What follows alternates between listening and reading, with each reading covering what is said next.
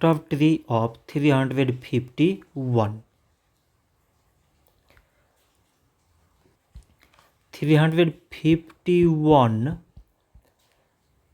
it can be written as 3 times 117. 3 times 117 means 351. 117, it can be written as 3 times 39.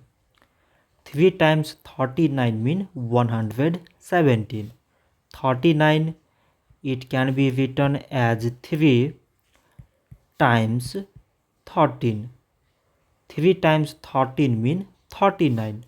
So now we select prime numbers in all these numbers. So prime numbers are 3, 3, 3 and 13.